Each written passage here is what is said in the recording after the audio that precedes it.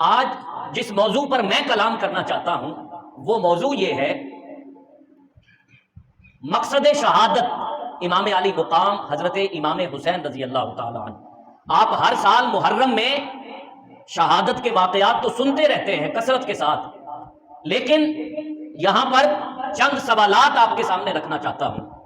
کیا امام علی مقام حضرت امام حسین رضی اللہ تعالی عنہ نے اپنی شہادت اس لیے پیش کی تھی کہ ان کے نام کی صرف محفلیں کی جائیں محرم میں؟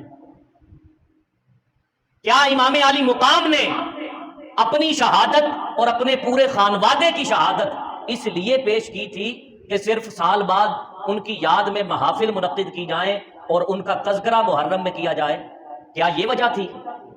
یا اس شہادت کے پیچھے کوئی ایسا فلسفہ بھی تھا، کوئی ایسا مقصد بھی تھا امام کے پیش نظر کہ جس کو ذہن میں رکھتے ہوئے امام علی مقام نے اپنا سب کچھ اللہ کی بارگاہ میں قربان کر دیا؟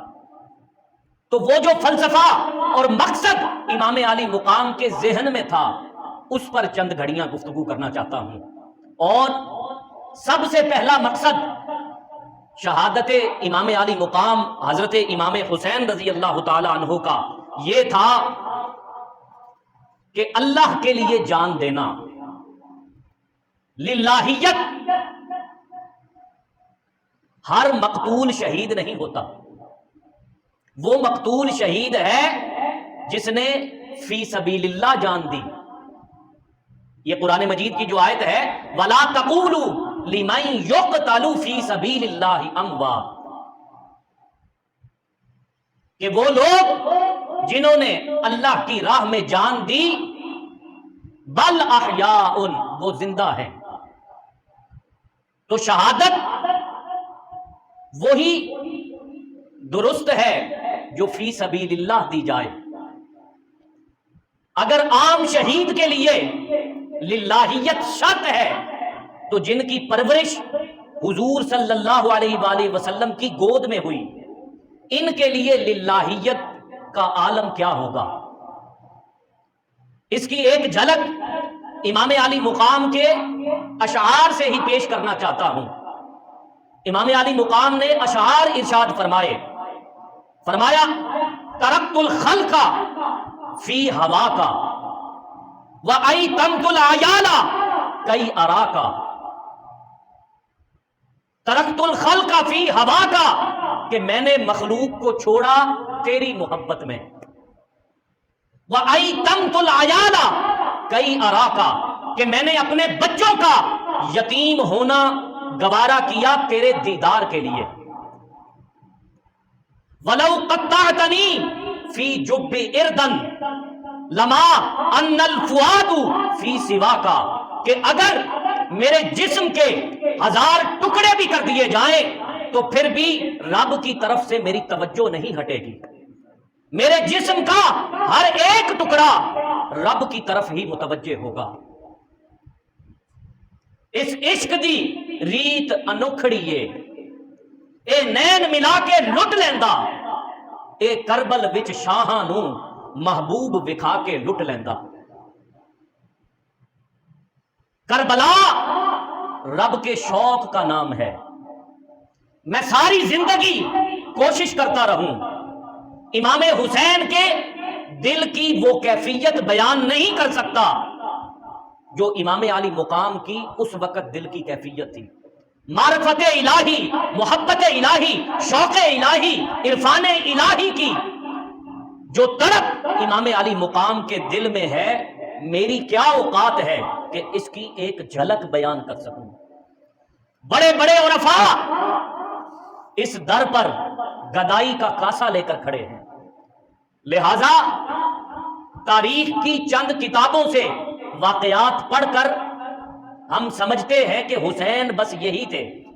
نہ، تاریخ کی کتابوں سے چند واقعات پڑھ کر یہ نہ سمجھنا کہ حسین یہی تھے۔ شاہ است حسین، بادشاہ است حسین، دین است حسین، دین پناہ است حسین۔ ایک بڑے مشہور شاعر ہیں جن کا وہ کلام ہے بلغ العلا بکمالہ کشف الدجی بجمالہ حسنت جمیع خصالہ صلو علیہ وآلہ. ان کا نام ہے شیخ سعدی شرازی.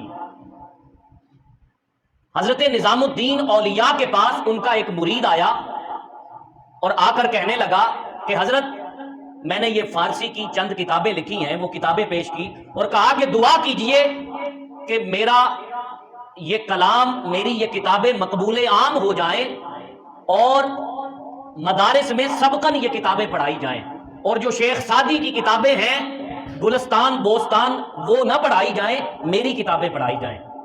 آپ خاموش رہے، آپ نے دعا نہ کی. دوسری دفعہ وہ پھر آئے اور آ کر کہنے لگے کہ حضرت دعا کیجئے کہ میری یہ کتابیں مقبول عام ہو جائیں اور مدارس میں پڑھائی جائیں، شیخ سعدی کی کتابیں نہ پڑھائی جائیں. آپ پھر خاموش رہے، آپ نے کوئی جواب نہ دیا.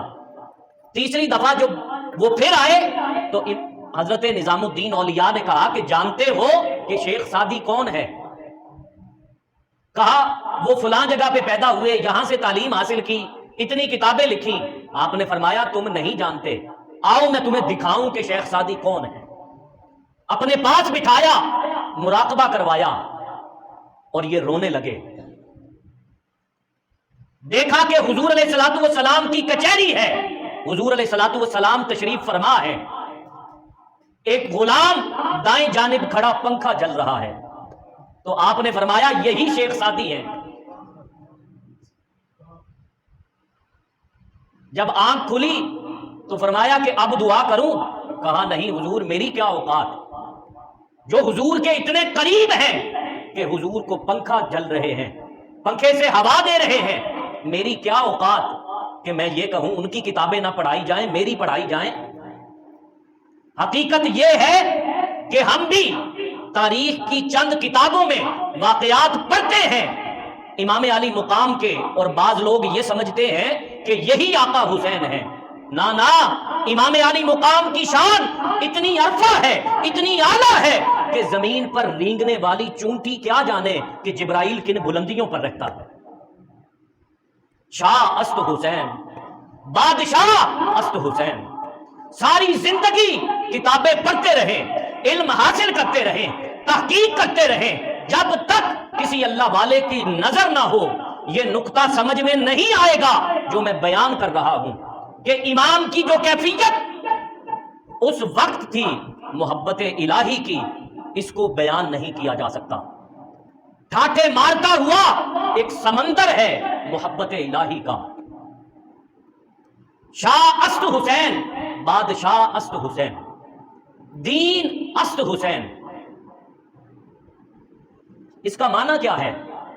دین است حسین، کہ حسین دین ہے. اس کا ترجمہ کیا ہے؟ دین است حسین، حسین دین ہے. مقصد شہادت بیان کر رہے ہیں ہم. پہلا مقصد شہادت کا کیا ہم نے بیان کیا کہ اللہ رب العزت کے لیے جان دینا، اور دوسرا مقصد دین است حسین. اگر ہم امام علی مقام سے حسین دین ہے تو اس دین کے ساتھ آپ نے اور میں نے کیا سلوک کیا؟ ذرا سوچئے. دین است حسین، کیا ہم نے امام علی مقام کو اپنے گھر میں رکھا ہے یا گھر سے باہر نکال دیا ہے؟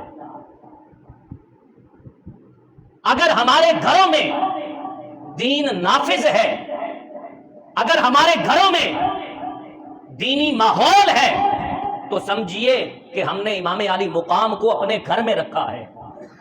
اور اگر ہمارے گھروں میں ڈرامے دیکھے جاتے ہیں، فلمیں دیکھی جاتی ہیں، گانے سنے جاتے ہیں تو سمجھیے کہ ہم نے امام علی مقام کو اپنے گھر سے نکال دیا ہے. دین است حسین. تو اگر امام علی مقام سے محبت ہے، آج لوگ آتے ہیں اور آ کر ہمیں کہتے ہیں کہ دعا کریں پاکستان میں اسلام کا نظام نافذ ہو جائے. تو اگر امام علی مقام سے سچی محبت ہے تو اپنے اس 6 فٹے قد پر تو دین نافذ کریں. پاکستان تو بہت بڑا رقبہ ہے، اگر آپ کی محبت سچی ہے تو پہلے اس 6 فٹے قد پر تو دین نافذ کریں. اپنی آنکھوں پر تو دین نافذ کریں کہ آپ کی آنکھیں برا دیکھنا چھوڑ دیں، اپنے کانوں پر تو دین نافذ کریں کہ آپ کے کان کسی کی برائی سننے سے عاجز آ جائیں، آپ کے کان غیبت سننے سے عاجز آ جائیں۔ پہلے اپنے پاؤں پر تو دین نافذ کرے کہ آپ کے پاؤں برائی کی طرف بڑھنا چھوڑ دیں۔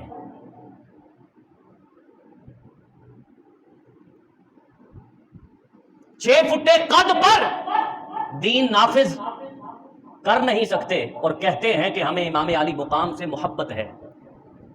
شاہ است حسین، بادشاہ است حسین، آگے کیا ہے؟ دین است حسین۔ تو حسین دین ہے، تو جو دین سے محبت کر رہا ہے وہ امام علی مقام سے محبت کر رہا ہے۔ امام نے قربانی کیوں پیش کی؟ دین کی خاطر۔ امام علی مقام نے اپنی اولاد کس پر قربان کی؟ دین پر قربان کی۔ امام حسین کی نظر سے دیکھیے کہ دین کی قدر و قیمت کیا ہے۔ آپ نے دین کی خاطر عباس کو قربان کر دیا، اس دین کی خاطر علی اکبر کو قربان کر دیا، اس دین کی خاطر 6 ماہ کے علی اصغر کو قربان کر دیا۔